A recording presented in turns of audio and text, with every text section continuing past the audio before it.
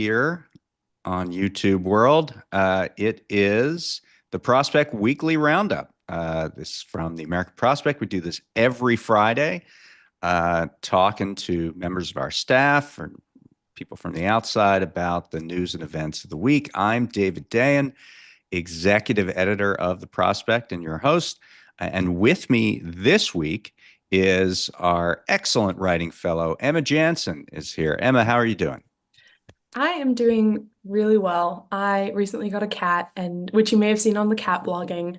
That's And right. yes, he's a terror, but he has been brightening my days. Well, we hope or maybe don't hope to see him over the course of this next hour. I locked him Um, away. It would be dangerous. it would be bad. Yeah, it would. Bad things would happen. Okay, so well, you won't get the cat, guys, our listeners and viewers, but you will get a lot of information, and we'll start with a piece that just went up over at prospect.org, and I'm reliably informed that it's over in the chat. If you want to check it out, it's pinned, and that is about what I would say is the most important election of 2025. And it's coming up. It's in a week and a half at this Yep. point. And it is, well, why don't you tell us? What is the most important election Okay. of 2025? The most important election of 2025 is arguably the April 1st Wisconsin State Supreme Court election.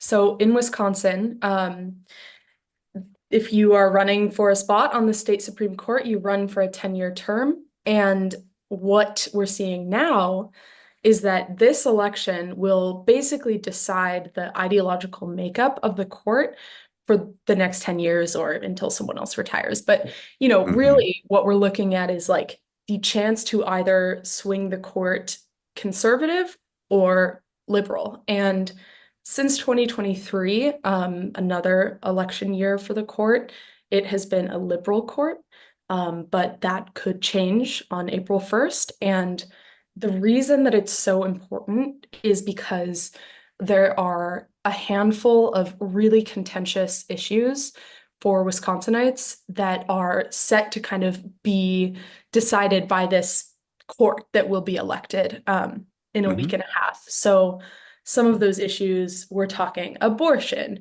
gerrymandering on both the state electoral and the kind of national electoral level. Um, we're talking union collective bargaining power, um, voter ID laws. So some of the kind of like most contentious issues in Wisconsin right now could end up being decided by the winner of this race. Right. And I think what you say in the piece is that it's actually kind of broader than that. I mean, first of Yeah. all, Wisconsin is a swing state, so obviously it's a good way to gauge the national mood to see if that electorate is moving in one direction or another. And the second thing is that it's really been nationalized. Now, this is a state Supreme Court race, and Wisconsin has these contentious state Supreme Court races from time to time. But there's an expectation of $100 million that is going to go into a state Supreme Court race in Yeah. a medium-sized state. Yes. And you have written about where a lot of that money is coming from. Yes. So yeah, $100 million. That is absolutely smashing previous records, which I think were around like 59 million or something. That record has already been smashed, but they're expecting it to get to that 100 million number. And a good deal of that 13 million roughly has come from Elon Musk or groups that he kind of backs and has backed in the past. So Elon Musk is putting his tendrils into this election. He's tweeted about it and endorsed the conservative candidate, Brad Schimmel. Um, Right. and Yeah. I mean, maybe we should say who the candidates are. So there's yeah, Schimmel and somebody else. So there's tell me Schimmel who and the Cox. candidates Okay, so we have Brad Schimmel. He is former state attorney general, Republican. This race is technically nonpartisan, so they're not running as like Republicans or Democrats, but he's definitely the But he conservative. was the Republican Attorney General Exactly. of So Wisconsin. I think we yes, know where we his know sympathies what lie. he's doing here. Yeah. And then we have Susan Crawford, who is let's see, she's a judge for Dane County, I think. Right. And that's Madison. And that's the Yes, liberal bastion of Wisconsin. exactly. And um, so those are the two candidates, and basically Elon Musk has thrown his support behind Schimmel, Yeah. and has He's given he's the largest followers. outside donor in the race, I understand. Yes. And we have a comment from Charles Patrick noting, and I don't think this made the piece, but Elon Musk in the last couple days has offered voters in Wisconsin $100 to sign a petition. Now, the petition isn't like a pledge to vote or anything. It just says that I think it says Yeah. something about how judges should be independent, or I forget exactly the language on it, but there's a clear implication here. Like Elon Yep. Musk has given me $100, so I put my name to something about a state Supreme Court election that's happening in 2 weeks. There's a clear implication there. So Charles says, anyone voting for Susan Crawford should take his money, and that's probably right. Anyway, let's delve a little deeper into some of the important issues that Yeah. this election will turn on. So the first thing that you mentioned in the piece, and I think is really important, is obviously reproductive rights. So talk about where the candidates stand on that, Yeah. and So what cases might be affected by that. definitely. So the main cases to look at right now, there are two cases. There's one that is basically trying to decide whether or not the Wisconsin state constitution has a right to abortion kind of enshrined in it. The other case is looking at a law from 1849 that arguably bans abortion. And Mhm. so, actually, when the Dobbs decision came down from the US Supreme Court, removing federal protections for abortion, that almost 200-year-old law came into effect immediately in Wisconsin, and abortion was not provided. It was banned in the Mhm. state until a judge struck it down in 2023. So that law is really important for deciding basically the future of Wisconsin's reproductive rights. Um, and it's kind of been argued by multiple judges and multiple sides whether or not it actually does apply to abortion, if it's actually a law that's more about infanticide. And so really like this next court will probably decide both of those cases. Is there a constitutional right to abortion in the state? Mhm. And is there this law that outright bans abortion? And Schimmel kind of has an Yes. interesting way of where he's trying to split the atom on this thing. Tell me about that. He really is. So, first, I'll say that both candidates are really trying to walk this line of not taking overtly political stances. Um, Well, this is because the weird thing, right? It's a state Supreme exactly, Court election. You're going to be hearing the cases. You don't want to have to recuse yourself from every exactly. case that's important that you might hear. Yeah. And so you sort of walk this tightrope on Yep. trying to tell your voters what you're going to do in office, and yet you're not allowed to really do that. So, Yeah, I mean, part exactly. of this is the absurdity that we have, elections for state Supreme Court seats. But Yep. anyway, go ahead. Yeah, it's like a very odd blend of electoral politics. And then every time they get asked about something contentious, if anyone watched the debate between the two candidates, they kind of say, I won't comment on cases before the Supreme Court, whatever. But really, the issue at hand is that Brad Schimmel has a very clear record of being anti-abortion. Both when he was the state attorney general, he tried to get the US Supreme Court to take up a case that would have enacted trap laws, which essentially make it harder for abortion providers to do their jobs, not medically necessary, just trying to create arbitrary Right. restrictions on reproductive care. He has also said around a decade ago explicitly, I'm pro-life. It's pretty clear how he thinks about this, but he now and in the debate is really trying to punt the issue of abortion back to the voters. And he's saying, it's clear to me that while this law from the 1800s was, it is a valid law in the sense that it was passed and laws should have a presumption of constitutionality, yada, yada, yada. At the same time, he says, I don't believe that it reflects the will of Wisconsin's modern voters. I think this is an issue that should be decided by the voters. But so he's trying to do this moderating thing, right? Hmm. But then he has all of these pro-life and pretty extreme pro-life groups endorsing him and trying to get out the vote for him. Yeah. And it's almost like working against his moderating message. So that's a Right. little And I would say that bit. those groups aren't stupid. Like they know Yeah. exactly the score. They know what is at stake for their particular issues, depending on the outcome of the race, and they're gonna support and endorse and put money toward the candidate they think is going to vote their way on the court. So, I mean, I think this moderating thing is kind of ridiculous.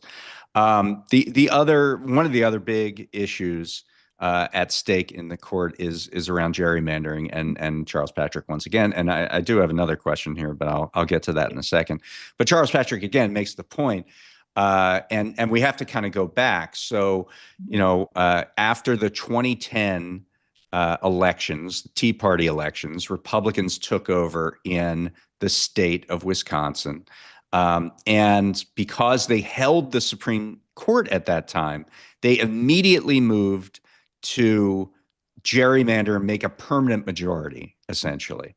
And as Charles says, it was so gerrymandered that at one point in one election, and this is at the statewide level, Democrats received 53% of the state legislative votes in the state assembly, but only won 36% of the assembly seats. And that's because of this extreme gerrymander that had gone on really for over a decade. Yeah. And then when Democrats won back the state Supreme Court in 2023, they immediately there was a case that moved up to the state Supreme Court that changed the district lines for the state legislature.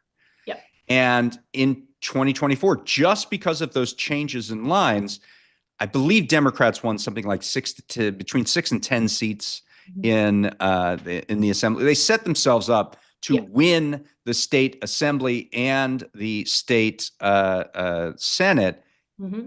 next year, which would Yes. be a huge change because there is a Democratic governor in Wisconsin, and it would mean that they would have a trifecta and the ability to pass laws that they haven't had in 2 decades in Yep. Wisconsin. Yeah. So the maps that get drawn, electoral maps, basically they are drawn and approved by the legislature in the state and then signed onto by the governor. But what David was talking about is the state Supreme Court basically said, yeah, these legislative maps are ridiculous. I'm sending it back to you guys. You need to fix this. And then the Republican legislature was worried that, if they didn't get it done the way the court wanted it to be done, potentially the court would even ask them to be more extreme. So they basically signed on to the governor's proposed legislative maps. Now, the other kind of question that has been coming up is about the congressional maps. So Right. for US House, Which were gerrymandered in the same fashion. yeah. And Democrats really wanted to actually get a win on this issue in 2024. I think it was early 2024. But the state Supreme Court did not, make the same kind of demand to redraw the maps. However, that is kind of an open issue that could come up again. And there's this talk among Democrats about potentially, putting 2 seats in play for Democrats in the House, if they can fix these maps. So that's another thing that likely might come up for this next court. Yeah, absolutely. And then the third big issue, and I'm going to have to date myself because I was actually in Wisconsin covering the Act 10 issue. Whoa. This was when Scott Walker came in and he put this broad anti-union measure in place, particularly around public employee unions, except for firefighters and cops. Mhm. And yeah, there was a massive amount of protests. They took over the Capitol Rotunda, and there was an occupation. This is prefigures Occupy Wall Street. It was like the first real occupation kind of thing in the United States. And it was in 2011. And despite that, it did delay Act 10's final passage, but eventually they did it. And so that has been sort of under threat ever since. Mhm. And the state Supreme Court could have a hand in that, right? Yes. So Act 10 is kind of ridiculous when I was reading about it because I actually did not know much, if anything, about it until I was researching it for this article. It basically, if you are a public sector employee, so this is like teachers, people who work in state prisons and jails, like nurses who are employed by the state, huge amount Mhm. of people. Yeah. If you fall into that category and you're in a union, you essentially get the majority of your bargaining power stripped away. You can only bargain um, or collectively bargain for wage increases, nothing else. And those increases are limited to the rate of inflation.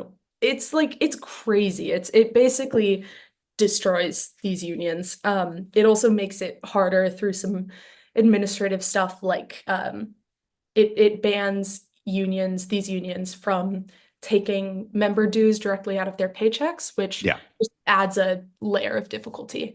Um, and so, yeah, like David said, Act 10 has been contentious ever since, and it probably will be in this court as well.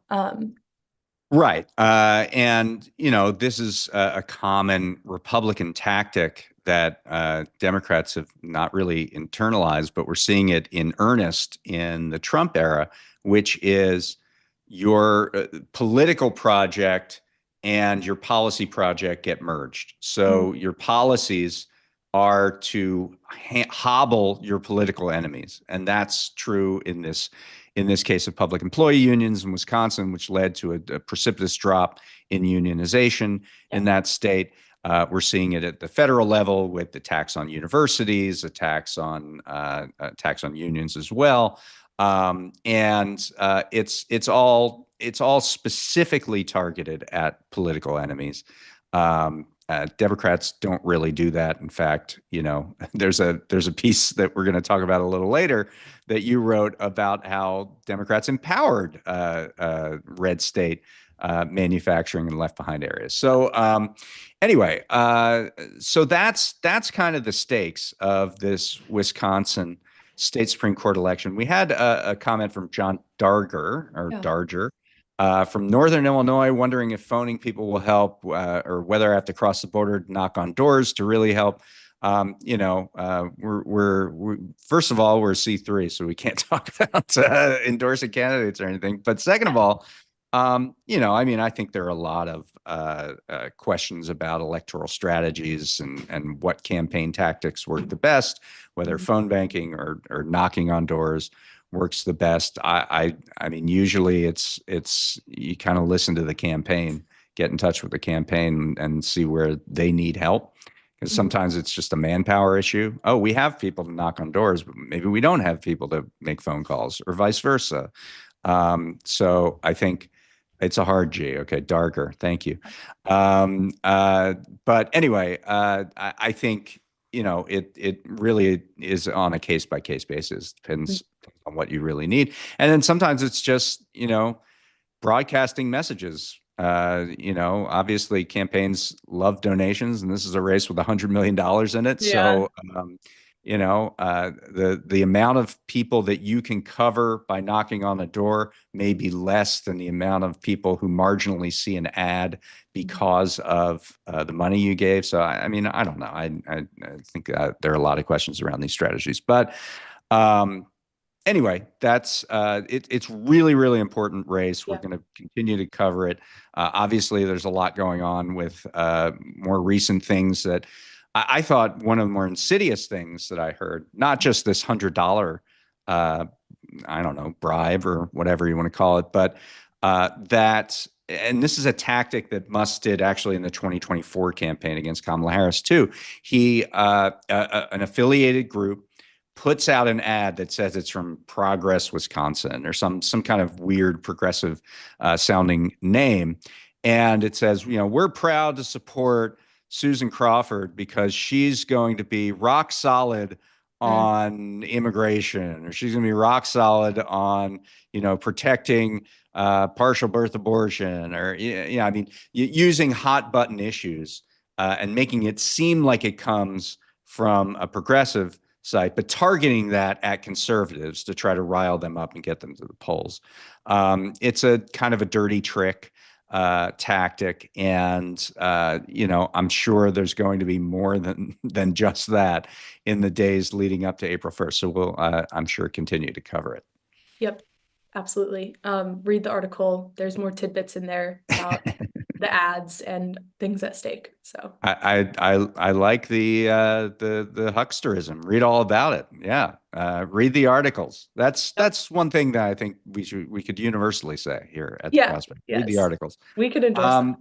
Okay, so I want to talk a little bit about I want to get eventually to some other things that you're working on that are going to be coming out in the next few days. But I want to talk about another big thing that happened this week because we've been covering it a fair bit, and that is the firing Mhm. of two Federal Trade Commission commissioners, Yep. the two Democrats on the commission. Their names are Alvaro Bedoya and Rebecca Kelly Slaughter, and they were the two Democrats who were there with Lena Khan, who were passing various rules and enforcing antitrust laws and things like that over the last several years. Lena Khan stepped down, so there was a 2-2 split on the FTC with Republicans in the chair. The Republican Andrew Ferguson was in the chair, and now those two alleged. I mean, it's you can't really say that they've been fired because it's just sort of an attempt of them being fired by Donald Trump. Mhm. There is very on point case law in a case called Humphrey's Executor, which was from 1935, where Franklin Roosevelt tried to fire a member of the FTC who for political reasons. And the Supreme Court, the reason it's called Humphrey's Executor is that Humphrey died and his estate sued to That's try to get awesome. his back pay as a member of the FTC. That is the reason it's called Humphrey's Executor. He's a That's very famous awesome. executor, and in Humphrey's Executor, the Supreme Court ruled 9-0 that the clear statute that created the FTC said that the president can only fire a commissioner for cause, for malfeasance or neglect or of his duties, his or her duties, and that the FTC gets its powers derived by Congress. It has quasi-legislative functions for rulemaking. It has quasi-judicial functions when it hears cases. And so the president can't sort of violate the separation of powers by firing a commissioner before their term is up. The president already gets the ability to appoint those commissioners with the advice and consent of the Senate, and that's all he has. So the Trump team has made no secret that they think Humphrey's executor should be overturned, Mhm. and it's in Project 2025 in multiple places, and they've said, we think that the president has the executive power to determine anyone who is in his executive branch, and he should be able to fire anybody. And I think the interesting thing here is that these firings are of Democrats. And by the way, it's not just the FTC, the National Labor Relations Board, the Privacy and Civil Liberties Oversight Board, the Federal Election Commission. several others. All of these have seen firings of Democrats on the commission. But the real target of this, I think, is Republicans. It's the other people on the commission, because if they get this power that anybody can be fired, you basically don't have an independent commission anymore. The Republican who is running the commission has to think, I'm next if I do something that Donald Trump doesn't like. And that therefore these commissions cease to be independent. They're just folded into the rest of the executive branch, when they were set up to be bipartisan independent commissions who exercise their independent judgment on these important issues. That's basically where we're at. Is Bedoya and Slaughter are going to sue, and it's going to escalate to a Supreme Court ruling on this, whether the president will be able to centralize executive power over all these agencies or not. That's kind of where we're at with that. But I'll bring up one other interesting part about it, and I'll get your thoughts, which is, so the FTC sometimes brings cases, through a federal court, and sometimes they do them in what are called an administrative complaint, and that's through their own administrative law judges. And in that instance, the commission actually is sort of the appeals court. So if there's something in the case that needs to be appealed, or a ruling, the commissioners themselves rule on it. And they hear any appeal, and they set the timetable of the case, and they have a bunch of functions that are judicial functions. So there's a case that was brought last September, and it was about insulin. Obviously, insulin prices, have skyrocketed, despite the fact that it's a 1920s era drug that should be completely off its patent. But this case alleged that pharmacy benefit managers, which are these middlemen in between the drug companies and the health plans, and this FTC complaint alleged that pharmacy benefit managers were jacking up the price of insulin, sometimes as much as 1,200%, by saying the low-priced insulin are excluded from insurance coverage, but high-priced insulins are allowed to be on our formulary for insurance coverages. I like your shaking of your head. Basically, because the higher the price of a drug, the higher the rebate, which is what pays a pharmacy benefit manager. That's kind of the bottom line. So this case was brought last September. The two Republicans who are still on the FTC recused themselves from the case. And the reason they recused themselves is they worked on PBM issues, actually positively, at the state level. So they couldn't hear the case, which left it to the other three members of the FTC to hear the case. One was Lena Khan. She's left the FTC, and her replacement has not been confirmed by the Senate yet. So that leaves two. And it's Bedoya and Slaughter, the two people who were just allegedly fired by Donald Trump. So we now have a case that's about the high cost of insulin, where there's no judge. There is no one to hear the case, because all five slots on the FTC are either with people who have been recused, or have not made it to the FTC yet, or have been allegedly fired. So the due process rights of millions of diabetics who are facing high prices and barriers to access and are rationing their insulin have no recourse. It's one of the most insane situations I've ever seen, where there's a case without a judge. And, I asked the FTC, well, what are you going to do about this? I didn't get a response. I talked to Bedoya for the podcast I do, Organized Money, organizedmoney.fm. You check it out. So we had Bedoya on yesterday, and I said, well, what about this case? And he says, literally, I don't think anyone knows what to do. There is no one to hear this case. And so it's a crazy situation. And it's just an example of the unintended consequences, or maybe intended consequences, of Donald Trump's rampage through the government. Wow.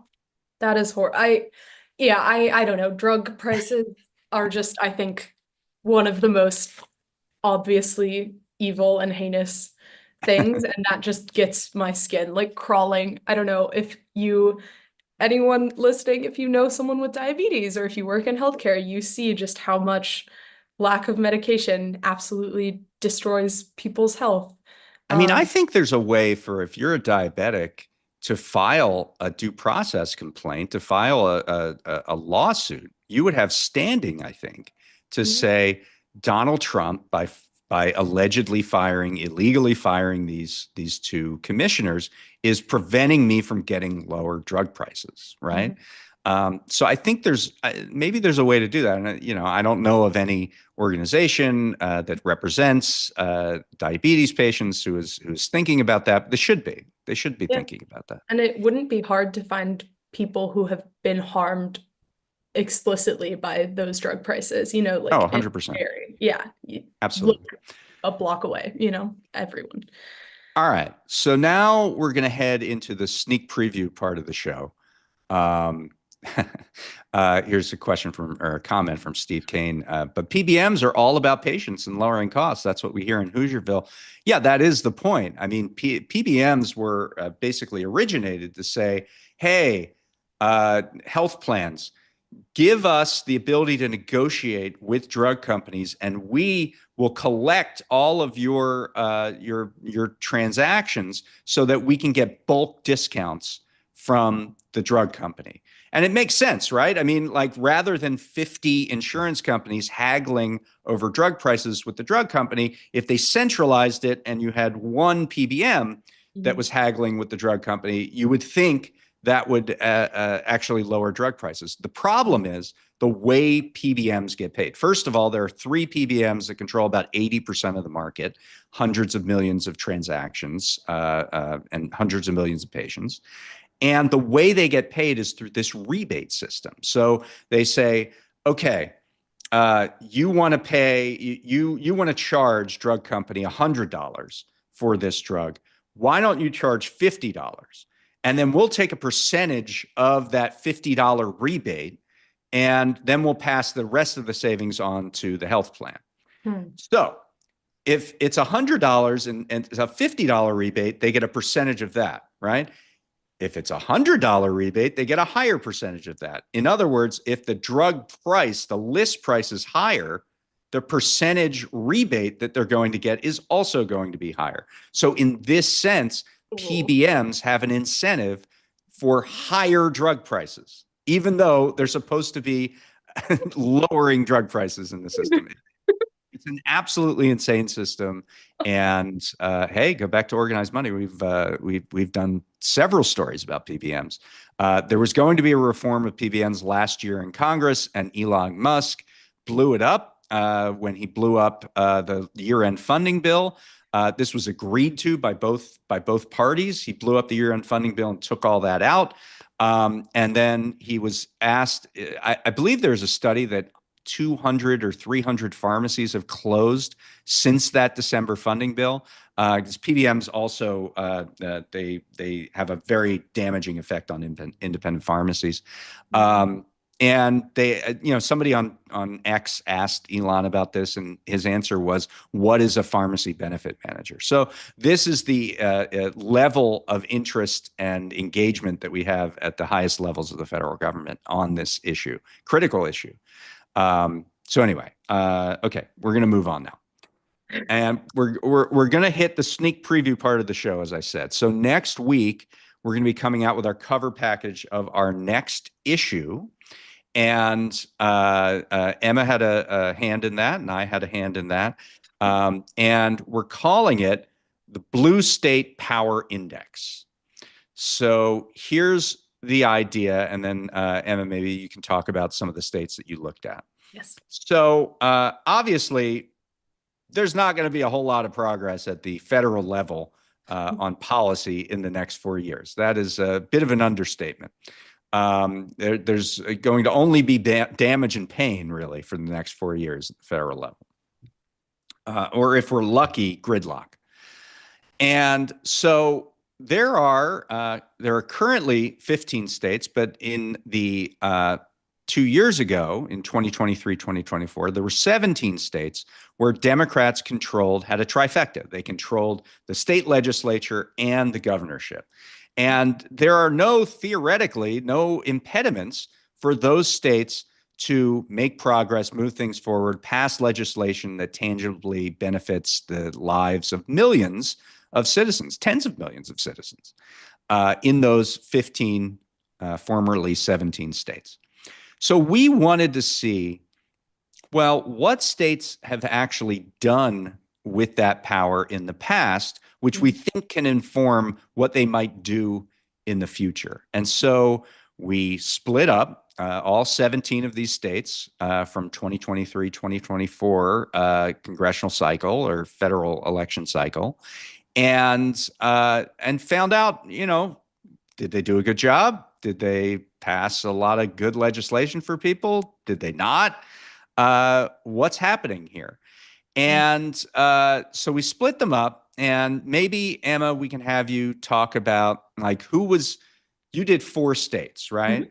Yeah. And so who was the best state in your in your study, and which was the worst state? Yes. So I got to learn a lot about these northeastern states that I didn't previously know a ton about. I'm more of Right. a West Coast and Midwest person. So I looked at Rhode Island, Connecticut, New Jersey, and Delaware.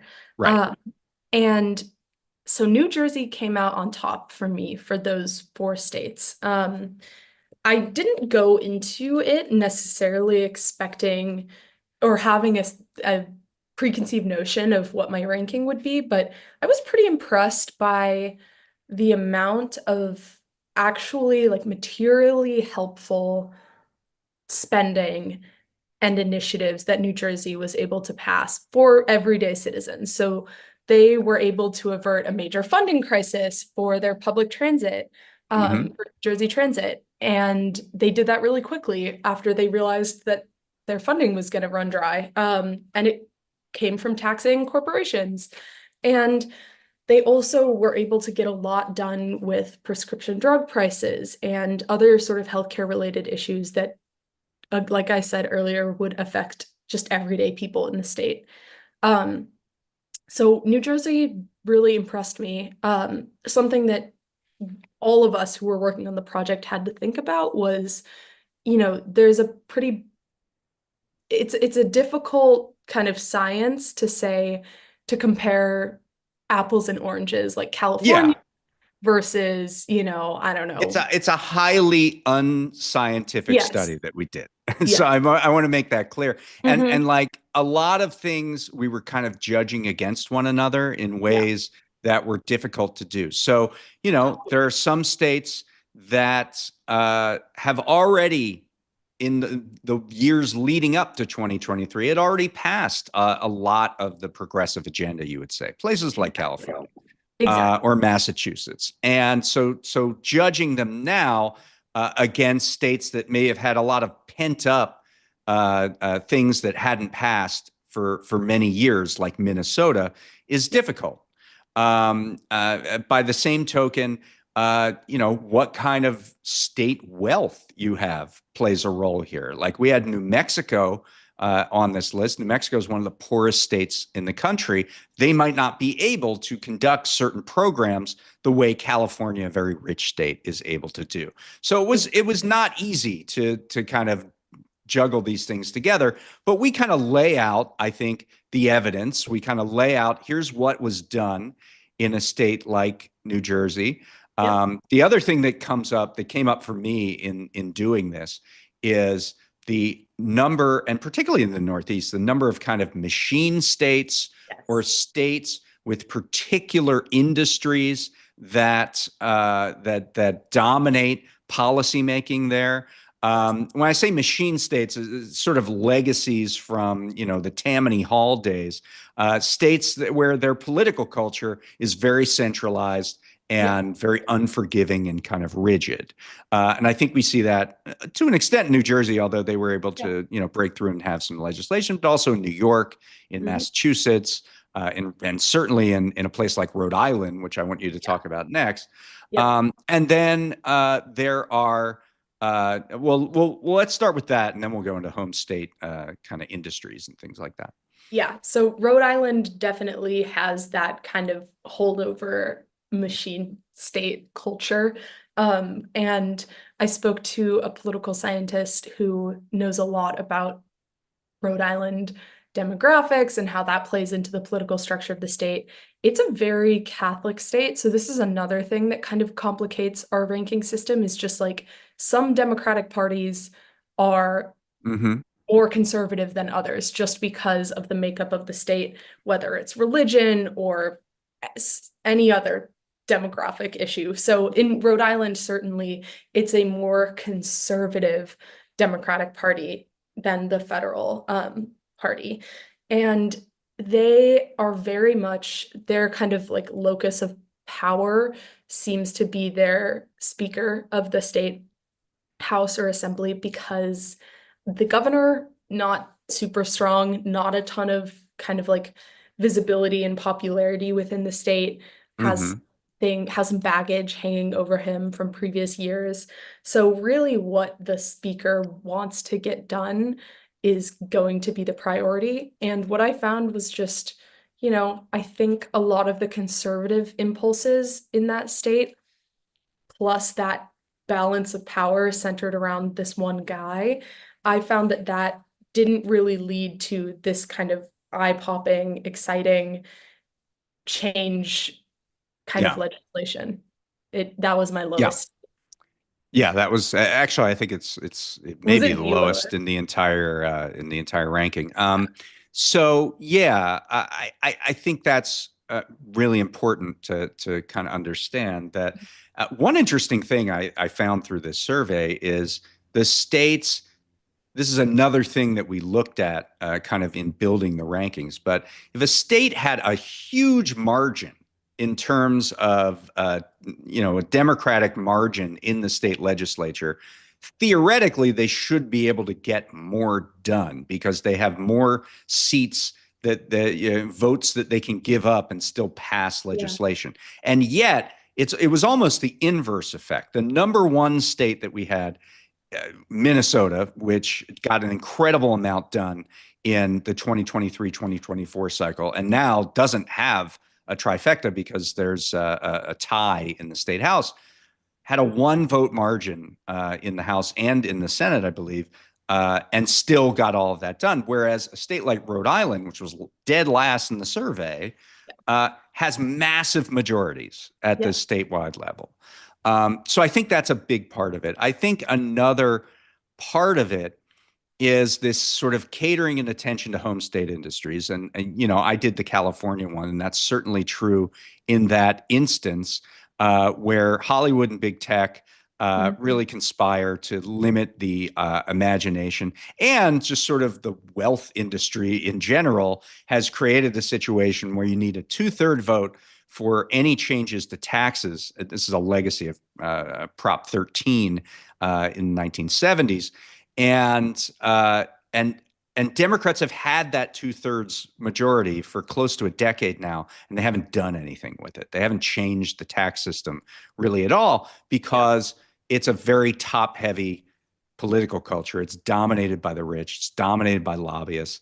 And the perfect example that I use in the little synopsis is there was a state legislation to and this has been done in Australia and some other places, to create what is called a link tax. Basically, a tax to charge Google for all of the advertising benefit that they have gotten from using links to other sources. Yeah. And it was intended to bolster journalism in California by saying, look, journalism was destroyed by Google and to a lesser extent Facebook's domination of advertising markets, online advertising markets, and you should be paying us back a little of that so we can support the fourth estate.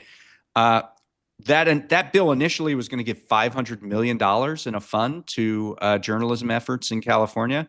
By the time Google got done with it, when they decided to lobby on it, it went down to 15 million, and it created a different fund paid by taxpayers to give money to create AI efforts. In other words, more What? money is going out to Google from this bill than is coming in from Google to journalism. And that's just a legacy of how Silicon Valley and other big industries really just dominate in the political culture in California. Now, you found that in a completely different context in Yes. the state of Delaware, The which first state. also has very large majorities, Yeah. and yet is sort of beholden to this particular industry. And that industry is Corporations, just in yeah, general. just Like, corporations in it's general, just incorporation. corporate. Yeah, that's The the industry. incorporation industry is, I think, what I Yeah. would call Yeah. So Delaware has more corporations than people in the state, which blows my mind. And actually the Prospect has been kind of reporting on this for a while, and it. Hmm. recently Ryan, I think it was Ryan Cooper who reported on Tesla's issues in Delaware, because Delaware blocked a big income package for Elon Musk, and Yeah, Musk let's angry. just back up. So, Sorry. Delaware has more corporations than people because its incorporation guidelines are very friendly, and its legal structure is Yeah. very friendly to corporations. However, it's apparently not friendly enough, and it does sort of benefit the rights or forward the rights of shareholders, prioritizes shareholders a lot. It's a very deliberate kind of legal culture in terms of business law. Companies like that because it's very predictable, but it does have some shareholder rights measures that companies that don't really respect or like their investors, I guess, that when they want flexibility, they don't get it from Delaware. So what happened was is that yeah, Musk had this $55 billion pay package, and the Chancery Court, which is the main business law court in the state of Delaware, struck down this package as saying it wasn't in the interests of shareholders. And Elon Musk got very pissy and said, well, I'm moving to Texas. I'm moving our headquarters on paper. By the way, this is all on paper. When we say Yeah. there are more corporations than people in the state of Delaware, they're mostly at PO boxes. It's not like Yeah. they have They global cannot fit into headquarters. that state. There's not Yeah, enough. they, Like, they don't have global headquarters in Delaware. They have PO boxes where on paper it says we're a Delaware corporation. So Elon Musk said, well, give me that piece of paper. And now we're a Texas corporation. I'm going to move that piece of paper from Delaware to Texas. We're now a Texas corporation. And there was this belief that this might spur other companies to move their incorporation. And incorporation fees and taxes and things like that, it's something like a third of the Delaware budget. It might even be more than that. I think you're right. Um, yeah, it's a large portion of the Delaware state budget. And so state lawmakers got really nervous. Like, are we going to lose our cash cow here that we've been putting forward all this time? And so there's a bill in the Delaware legislature right now Mhm. to uh, basically weaken shareholder rights in a bid to retain, maybe attract corporations who are nervous about the growing rights of shareholders in Delaware. So and it looks, and Democrats are spearheading this because it's a Democratic state, mostly Democrats in the legislature. That bill, I guess, has been delayed, which gives it a little more time for the sort of opposition to that bill to mobilize a little bit. But I mean, we were looking back at 2023 and 2024, and these corporate issues were still pretty prominent there in Delaware, right? Yeah. So one example that I just found kind of particularly egregious and really that highlighted the way that these corporate issues get in the way of material change and beneficial legislation. There was a big spending bill that would have done a lot for just public works throughout the state, schools, I think hospitals, just one of those bills that would potentially actually help people, communities. And there were some lawmakers who attached an amendment to it. They were trying to basically give artificial entities, so like corporations, LLCs, the ability to vote in some local elections in the state. And it basically ground all movement on this bill to a halt and took away a lot of bargaining power, just took tons of time to get rid of this amendment. And eventually the bill did pass, and the amendment was not part of it, but it was just this kind of ridiculous thing, this ridiculous story to me of like, no, we have to let the corporations vote, so we can't pass this yet unless you give us that. It was Right. just, yeah. So, yeah, I mean, I thought the process of doing this was really eye-opening. Yes. Number one, for the thing that I said earlier, that the states that seem to have the thinnest margins, this wasn't always true, but Yeah. for the most part, the states that had the thinnest margins seem to do more with their power, maybe Surprising. because they actually had a threat of losing it, Yeah. than the states with massive margins. Yep. The second thing is that a number of states that probably could have been higher on the list are constrained sort of by their own self-imposed shackles. Yeah. And I'm thinking of three states right now: California, Colorado, and Washington State, all Mm. of which have constraints on taxes. For California, it's that two-thirds vote, which they have a two-thirds majority, but they choose not to use it. In Washington, there's no income tax, and there are laws barring an income tax, and Mm. that puts a huge constraint on their ambitions and what they're able to do. And it's a similar situation in Colorado, where the Taxpayer Bill of Rights, or TABOR, constrains the amount of revenue that can be collected. So that obviously is a big problem. So that's another thing I learned. And the third thing is that this is a problem for democracy. Having these states that have huge democratic margins, where the constituents have spoken very loudly on their desires for state government, aren't getting delivered what they are being promised when they make their votes. And that's a huge problem. And whether it's, I mean, we're having a debate this week because this book Abundance came out. We're talking about, blue state governance. Some of it is about blue state governance. Their theory is that it's all these accumulated regulations that make it difficult to build things, et cetera. There are other people who may look at the tax constraints, or maybe look at the machine politics of state, lobbyist controls of certain public policy areas because of home state industries. But when I looked at this list, I'm curious if your thoughts on this. Mhm. I saw just a poverty of imagination. Yes. That there were certain, there were states like Minnesota that said, we got political capital in this election, let's use it, and we're going to do universal school lunches, we're going to do paid sick leave, we're going to do a huge labor law, we're going to do all this stuff.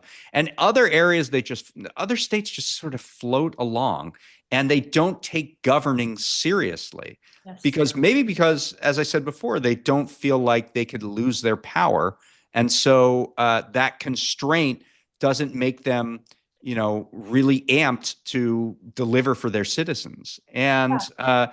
this imagination problem, I mean, I think I see it in the Chuck Schumer giveaway, the cave in, that, there's no conception of taking a risk. There's no conception of being ambitious and creative in finding ways to get things done.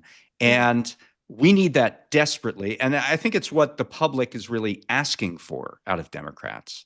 Yeah. And elsewhere in this special issue, I have a larger piece that outlines what those ambitions could be. But I'm curious, if did you see that as well? Absolutely. That completely resonates for the four states that I was looking into. And I'm thinking about, I don't know, New Jersey to me, they did at least have some imagination and some, they saw with this New Jersey Transit thing, they saw that their pandemic funds were running out. They Right. needed to get funding. They looked for a potential source of funding and they did it and they set up a plan. Um, for the surtax, and they preserved their funding for at least 5 years. And then, I looked at Connecticut, which I think was either in my states, I think it was my second place state. They were fine, but that, they at least they actually tried to kind of do universal pre-K, universal school lunches, and I don't think either of those ended up passing as universal, but they at Hmm. least won some ground and were able to expand benefits for children, make it a lot easier to get free and reduced lunches. And, then you look at Delaware and Rhode Island, and it just seemed like they weren't even trying to do anything remotely like Right. that. It was really just like the most kind of run-of-the-mill, non-helpful legislative sessions you can imagine. Um, yeah, Yeah. completely And resonate with me. cool. And the thing is that having this broader vision, it actually doesn't only stay in these states, but it can influence and affect even places where you think would be inhospitable. One example that I put in my longer piece about what states can do is that Arizona, which has a Democratic governor but a Republican legislature, Mhm. in the last session they looked at universal school lunches or at least free school lunches for certain means tested Sure. Yeah. individuals for poor children, and they passed that. Just basically building on this builds on the goodwill that Minnesota got for doing this, and for others that other states have gotten. After the pandemic, doing this in the summer sessions too. Summer EBT is what it's known as. Yeah. Doing, making sure that children aren't whose families can't afford to feed them very much aren't unfed 3 months of the year just because they happen to be out of school and the structures aren't there. This is contagious. The whole laboratory of democracy thing. It's not hype. Like when other states see, oh, Minnesota managed to do that, and it's successful, and it's popular, and it didn't. It's actually not that expensive, and it didn't break their budget. Maybe we can do that, and it would be something that's popular for our citizens. Like that happens. That transfer of knowledge and transfer of interest, that really does happen. And I think I just I think it's going to be a good lesson to put this out and show that there are possibilities here, that we don't have to be as static as sometimes we are in thinking about this, and we should think about state policy more, especially now because it's all we got. It's what's left. So we didn't get to your other piece. We only have a couple minutes left, which is about renewable energy and the red states. But maybe we can get like a 1 minute kind of sum up of what you're going to report, and that's also maybe that won't be out next week. Maybe it'll be the week after. But it's in this Yeah. next issue, which should be arriving if you get our print edition, arriving at your doorstep within the next couple weeks. Yeah. So very briefly, why is it that so many of the recent renewable energy booms are happening in states like Texas, Oklahoma, um, Arizona? Why are they happening in red or kind of reddish Mhm. purple states?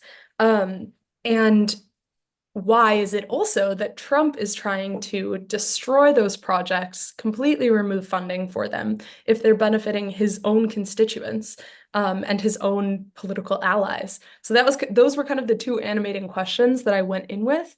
And also another question that I tried to answer was, will red state politicians, congresspeople who represent red House districts that receive a ton of money from the Inflation Reduction Act to build renewable energy projects and increase jobs, will they actually do anything about Yeah. Trump's destruction of this industry? The answer is kind of no, unfortunately, it seems like. It's a Yeah, big question, and yeah, and I think we don't totally know yet. There's exactly. this cross pressure, right? Because yeah, these factories, these manufacturing facilities are bringing jobs, are bringing opportunity, are bringing investment to a Mhm. lot of these communities, particularly in red districts. Yep. However, if they want to do these tax cuts, they Yeah. need offsets. They need to roll back some kind of spending elsewhere, and this spending in the tax code for these renewable energy credits is one fat target. So it's going to be whether they care more about jobs for their communities or tax breaks for the rich, and you figure it out. Yeah. All right, we are out of time. On Uh, that note. yeah. Emma Janssen, writing fellow, American Prospect, thank you very much for being on the show. Thank you so much for hosting. This was a good conversation. Absolutely. And we are here every Friday at 12:30 Eastern. So I invite you to come back next week. And we also put this up on the website. So look for that in a couple hours. And thank you for being here and have a great weekend.